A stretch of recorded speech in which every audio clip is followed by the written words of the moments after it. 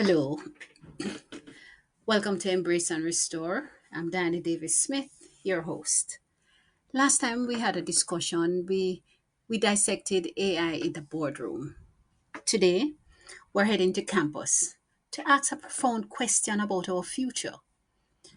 In the frantic quest to educate the next generation for a tech driven world, are we blindly prioritizing artificial intelligence at the great expense of emotional intelligence? Yes, my podcast, Embrace and Restore, centers some way, some shape, or form on emotional intelligence and restorative practices. So, yes, let me ask it again. In the frantic quest to educate the next generation for a tech driven world, are we blindly prioritizing artificial intelligence at the grave expense of emotional intelligence? And what priceless things are we sacrificing in the process? Let's ask ourselves. Let's look into that. Imagine the college of the very near future. An AI platform tracks every student's click, tracks their quiz score, and the forum post.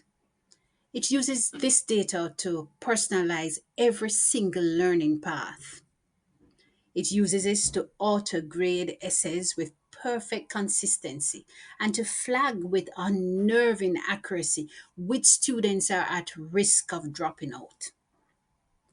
The potential for efficiency, the potential for scaling, the potential for personalized content delivery is incredible and perhaps seductive, especially for those of us who have to be mindful administrators of the financial status of our institutions.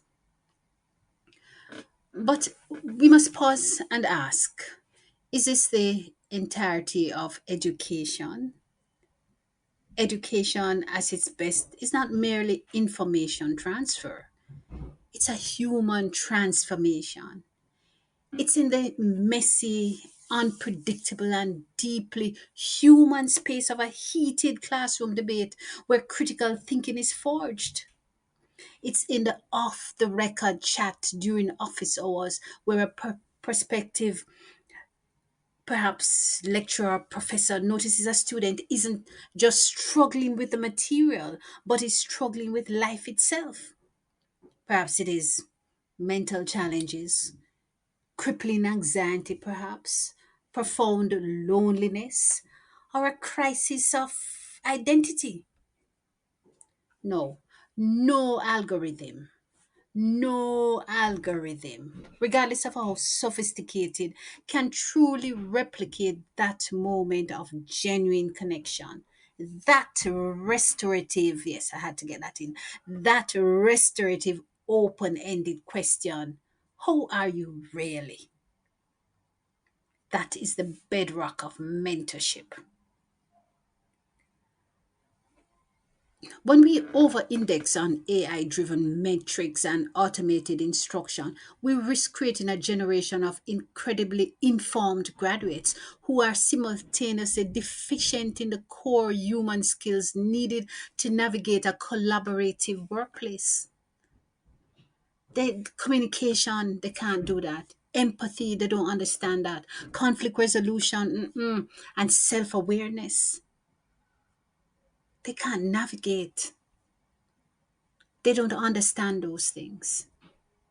We might be efficiently building a generation of brilliant technicians who can code an app or analyze a data set, but they lack the resilience to handle a failed project. They lack the interpersonal skills to lead a diverse team through a challenge. They lack the resilience or the creativity to think outside of the algorithmic box. And the data backs this up. The World Economic Forum Future of Jobs Report, end of quote, Future of Jobs Report, consistently ranks skills like analytical thinking, creativity, resilience, empathy, and active listening, all core emotional intelligence competencies, as among the most critical for the future workforce. And this far outpaces the demand for narrow technical skills that are most susceptible to automation itself. But what of us in developing countries? This imbalance isn't just a philosophical misstep, it's a strategic national risk. There's a dangerous potential for a second level digital divide. The first divide was about basic access to hardware and the internet. The second, more insidious divide is about access to human centric quality education that builds critical thinkers, ethical leaders, and empathetic citizens. If these nations invest, like us in Jamaica, invest their limited resources primarily in expensive, off the shelf, AI driven ed tech platforms from foreign vendors, while simultaneously underfunding teacher training or underfunding student counseling or underfunding the arts and humanities, they create risking they risk creating a generation of graduates skilled only in using technology but lacking the innovative, critical, and empathetic thinking needed to solve our country's unique, complex challenges like poverty, yes, public health, and sustainable development. The balance, therefore, isn't about choosing one over the other. It's about intelligent, ethical integration. So, let AI handle the administrative heavy lifting. Let AI provide diagnostic data for educators, but then let the humans, let us, the professors, the lecturers, the facilitators, the teachers, the classroom aides, the advisors, the counselors do the irreplaceable human work. Let us use that data to reach out with empathy and curiosity. Let us create circles for restorative conversations about after a difficult event on campus.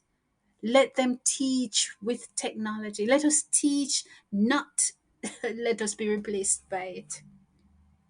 A restorative practice in education means creating systems that repair harm and build community. An AI can flag a toxic comment in a forum, but it takes a skilled human facilitator to guide a conversation that heals the rift it has caused. Our institutions of higher learning have a sacred duty to develop the whole person. Let their IQ and their EQ, the ultimate goal of education, cannot be to create. Yes, let me go back. Our institutions, us as educators in higher ed, have a sacred duty to develop the whole person. We must develop their IQ and we must develop their EQ. The ultimate goal of education cannot be to create highly efficient human shaped robots. It must be to create wise, compassionate, adaptable, and technologically literate human beings. I'm Danny Davis Stimmett, and I thank you so much for joining. See you again. Embrace and restore.